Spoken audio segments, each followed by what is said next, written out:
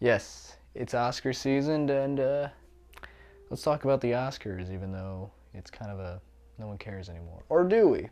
Who's gonna get slapped this year?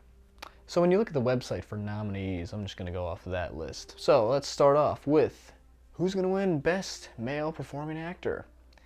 I think it's gonna be Austin Butler. You know, I mean, he's won a few awards, but that doesn't always show who's gonna win it at the Oscars. Okay, now Barry Keoghan won a couple awards too, but in the end, if they're gonna give Rami Malek an Oscar, I think they'll give Austin Butler an Oscar. So who's gonna win Best Male Supporting Actor?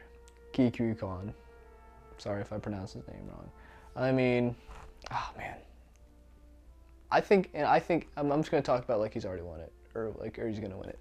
I think when he wins, I think that'll be absolutely phenomenal. I mean, his story is awesome. If you read up on what some of his speeches and how he talks about his career, I mean, it'll be great. Thinking about Everything Everywhere All at Once, the best female actress this year I think it'll obviously be Michelle Yeoh. She was phenomenal, and yeah, she'll continue. And the actress in a supporting role it's gonna be Angela Bassett. I mean, like I said, she's won a lot of awards. She's got the attention of everybody, and when I went to go see Black Panther, I did a review on it too. I forgot to mention how good she was. She was absolutely phenomenal, and all the other nominees were great. I think she'll take this one home. The best animated feature, I think it's going to be Pinocchio. Guillermo del Toro's Pinocchio. Best cinematography is going to be The Batman. Oh wait, it wasn't nominated for this category.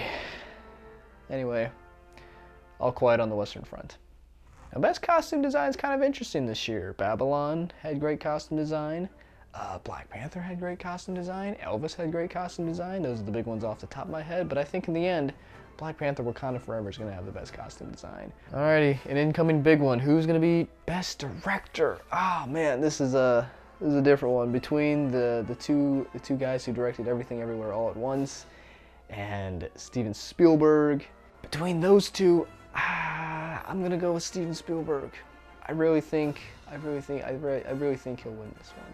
He's a phenomenal director. He has been for years. So yeah, that's my pick. Film editing, I could go on a tangent about this for hours. Top Gun Maverick. It should win Best Editing. Can you just think about all the hundreds and probably thousands of hours of footage they had to sift through. And you know, you gotta edit, when I think of Top Gun's editing, I think about all the footage they had to edit, all the different shots they picked out to put in the final edit, and then just the overall smoothness of the movie. It's a 2-hour and 20-ish minute movie, so and yeah, it just goes by right then and there.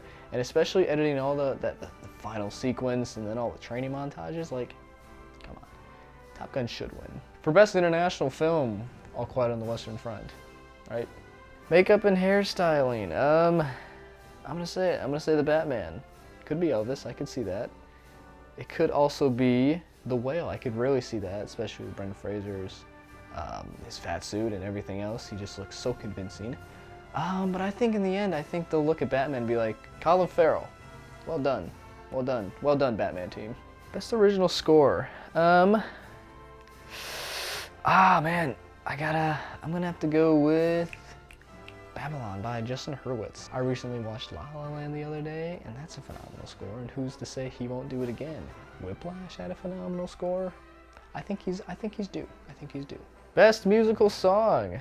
I mean, I'm a little biased, but Hold My Hand by Lady Gaga from Top Gun Maverick. It's fantastic, come on, right?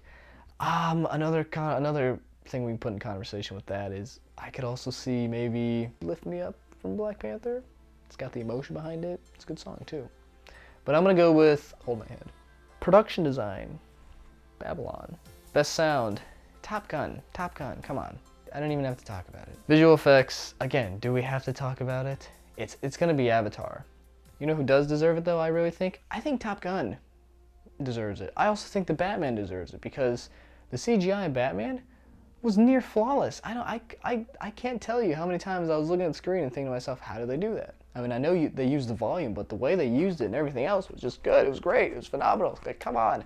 And also Top Gun, the CGI is invisible. And okay, everybody knows that when they're bombing the one place, that's obviously CGI. But everything else, I think there's a lot more CGI than people want to talk about. And that might be for a separate video. But regardless, everyone knows that Avatar: The Way of Water will win Best Visual Effects. Does it deserve it?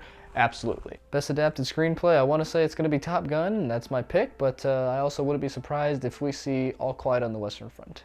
And the Best Original Screenplay, well, I mean, it's Everything Everywhere All at Once, right? Right? It is. And of course, let's get on to the Best Picture nomination. Well, let's see here. That's a tricky one. Or is it? I truly think it'll be Everything Everywhere All at Once. So, there it is. There are my Oscar picks. So, we'll see how I did this year. Hopefully it's good. Regardless, the Oscars this year, they could be really boring. Or maybe we could get something really unique again. Regardless, I'll be one of the few people tuning in.